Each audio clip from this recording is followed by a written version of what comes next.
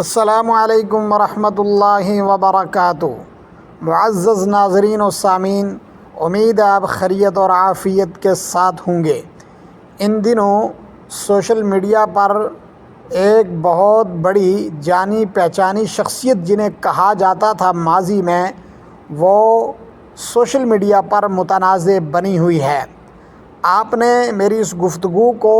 غور سے آخر تک سماعت کرنا ہے اور اپنا فرض منصبی سمجھتے ہوئے اس کو آگے دوسرے لوگوں تک پہنچانا ہے تاکہ اس کار خیر کے اندر آپ بھی شامل ہوں۔ اللہ سبحانہ و تعالیٰ نے انسانیت کی ہدایت اور رہنمائی کے لیے حضرات انبیاء علیہم الصلاۃ والسلام کی پاکیزہ جماعت کو مبعوث فرما کر انسانیت کے اوپر احسان کیا اور انسانیت کی رہنمائی فرمائی۔ تمام انبیاء علیہم الصلاۃ والسلام کے آخر میں امام الانبیاء، خاتم الانبیاء جناب محمد الرسول اللہ صلی اللہ علیہ وسلم کو مبعوث فرما کر قیامت تک آنے والی انسانیت کے لیے آئیڈیل اور نمونہ بنا کر قرآن مجید کے اندر یہ اعلان فرمایا، لقد کان لکم فی رسول اللہ اسوۃ حسنہ، کہ پیغمبر آخر الزماں کی زندگی تمہارے لیے آئیڈیل اور نمونہ ہے۔ یہ آئیڈیل اور نمونہ کیسے ہوگی؟ اس کے لیے آپ کو دو چیزوں کے اوپر غور کرنا پڑے گا۔ ایک تو قرآن مجید، جس کو اللہ سبحانہ و تعالیٰ نے جناب نبی پاک صلی اللہ علیہ وسلم پر نازل فرمایا، اور دوسرے وہ لوگ جنہوں نے پیغمبر آخر الزماں صلی اللہ علیہ وسلم کی صحبت کے اندر رہتے ہوئے نبی کائنات صلی اللہ علیہ وسلم کے عکس کو اپنے اندر منتقل فرمایا۔ ان میں جناب صدیق اکبر ہیں، فاروق اعظم ہیں، عثمان ذی النورین ہیں، علی المرتضیٰ ہیں، تمام صحابہ جن میں بدری بھی ہیں اور جن میں عشرہ مبشرہ بھی ہیں۔ بڑے افسوس سے یہ کہا جا رہا ہے کافی عرصے سے کہ بھائی متوجہ رہیں، اپنے ایمان کو بچائیں ایسے لوگوں سے جو بظاہر اسلامی شکل کے اندر ہوں گے، اپنے آپ کو مسلمان کہیں گے، لیکن تمہارے ایمان کے اوپر ڈاکہ ڈالیں گے۔ اور نبی کائنات صلی اللہ علیہ وسلم کی وہ حدیث جس کے اندر یہ فرمایا گیا کہ مومن ایک عام مسلمان صبح کو ایمان والا ہوگا، شام کو کافر ہوگا، شام کو کافر ہوگا، صبح کو مومن ہوگا، یعنی ایمان اس قدر متحرک اور متزلزل ہو جائے گا کہ صبح ایسے اعمال کیے کہ انسان اسلام سے نکل گیا، شام کو ایسے اعمال کیے کہ آدمی ایمان سے نکل گیا۔ وہ وقت کون سا وقت ہے؟ آپ اگر غور و خوض کریں گے تو آپ کو پتہ چلے گا وہ وقت دور نہیں، بلکہ اس وقت کے اندر ہم داخل ہو چکے ہیں۔ ہندوستان کے اندر رہنے والا ایک شخص جسے سلمان ندوی کہا جاتا ہے، جو اپنی گمراہیوں، اپنی ضلالت اور بدبختی کی وجہ سے اس وقت سرخیوں میں ہے، جس نے گستاخی کو اپنا شیوا بنا لیا ہے، اور اس کی یہ چرب زبانی اور اس کی یہ خباثت اس قدر عروج پر ہے کہ اس نے اپنی خباثت کی ابتدا جو کی ہے وہ حضرات صحابہ اکرام رضوان اللہ تعالی علیہم اجمعین کی وہ پاکیزہ جماعت جس کو قرآن مجید کے اندر کہا اولئک هم الفائزون، اولئک حزب اللہ رضی اللہ عنہم ورضوا عنہ، یہیں تک بات رہتی کہ صحابہ اکرام کو اشاروں کنایوں میں کچھ کہا جاتا،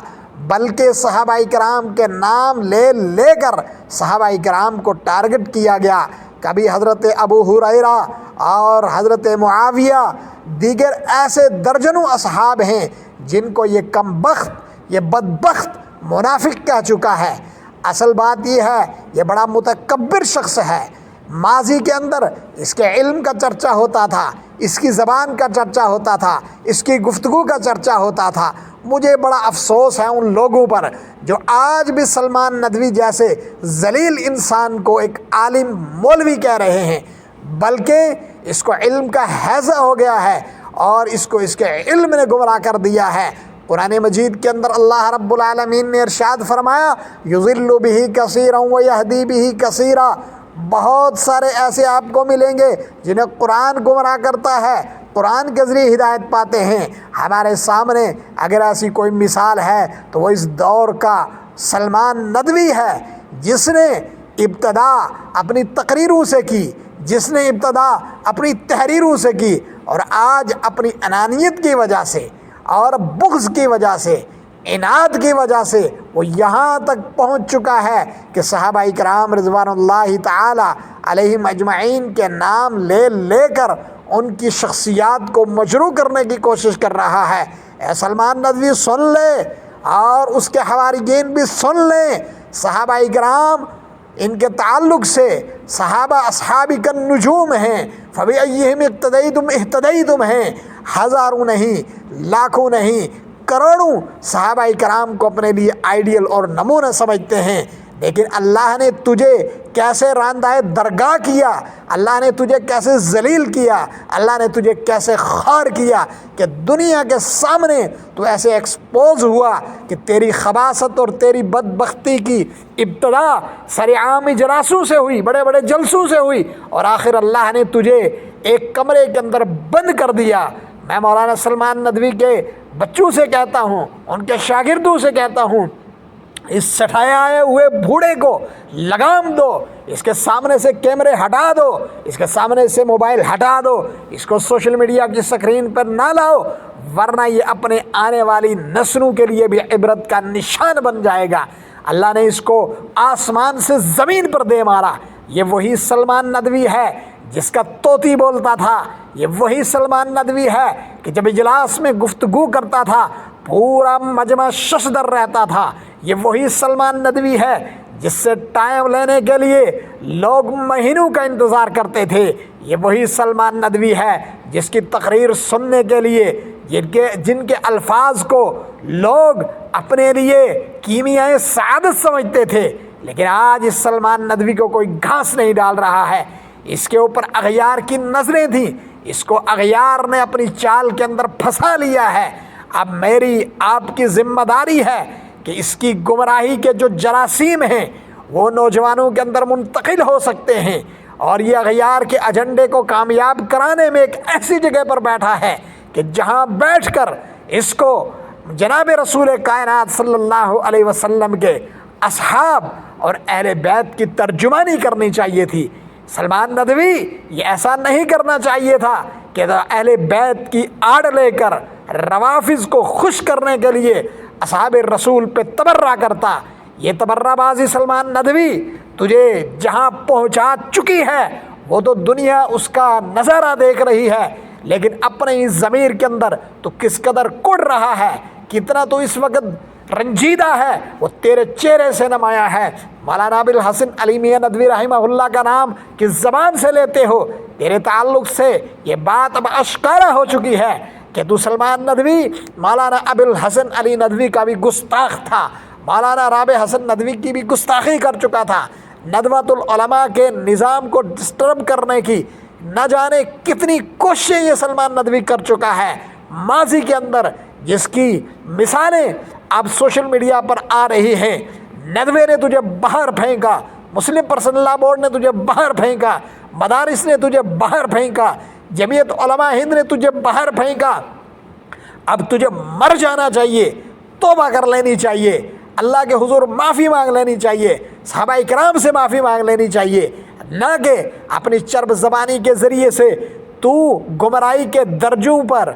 دن بدن عروج پاتا جائے اور اس کو اپنی جگہ کمال سمجھے، بلکہ کہنے والے تو مختلف باتیں کر رہے ہیں کہ یہ ذہنی مریض ہو چکا ہے، یہ نفسیاتی مریض ہو چکا ہے، جس کی وجہ سے اس کی گمراہی اس وقت عروج پر ہے۔ میرے معزز ناظرین و سامعین، صحابہ کرام رضوان اللہ تعالی علیہم اجمعین کے تعلق سے خوب اس کا رد کیا جائے اور اس کے اوپر بحث و مباحثے کے بجائے اپنے ایمان کے تحفظ کی فکر کی جائے۔ حضرت مولانا عبدالعلیم فاروقی نے اس کو اس وقت ننگا کیا تھا جب اس نے پہلے سیدنا ابو ہریرہ و دیگر صحابہ کرام کے تعلق سے نازیبہ گفتگو کی تھی، اس وقت اکابر و اسلاف، اور یہاں تک کہ اس نے کسی کو معاف نہیں کیا، علماء کو معاف نہیں کیا، صلحاء کو معاف نہیں کیا، صحابہ کو معاف نہیں کیا، اور یہاں تک کہ قرآن مجید کی جو ترتیب ہے اس کے تعلق سے بھی یہ ہرزہ سرائی اس سے پہلے کر چکا ہے، اور اس کے تعلق سے یہ بات بھی اب سامنے آئی ہے کہ ندوۃ العلماء کو بھی ہتھیانے کی یہ کوشش ماضی میں کرتا رہا، لیکن اللہ نے اس کو ناکام کیا، نامراد کیا، اور اس کا اختتام، اس کی ذلت کا، اس کی رسوائی کا آخر حضرات صحابہ اکرام، سیدنا امیر معاویہ، حضرت ابو ہریرہ و دیگر صحابہ اکرام کے تعلق سے اس نے اپنی باطنی خبث کا اظہار کر کے اپنے اندر کا گند نکالا ہے۔ اللہ نے اس کو ایکسپوز کیا ہے، اور اللہ نے اس کے وہ جو جراثیم اس کے اندر پنپ رہے تھے وہ اب ظاہر ہوئے ہیں۔ اس لیے اس کو جلسوں میں بلانا، اس کو دعوت دینا، اور ایک بات یاد رکھیں، سوشل میڈیا کے وہ لوگ جو اس کا دفاع کرتے ہیں، ظاہری روایات پر جوابات مانگتے ہیں، میرے بھائیوں اپنے ایمان کی فکر کرو، کہیں ایسا نہ ہو کہ اللہ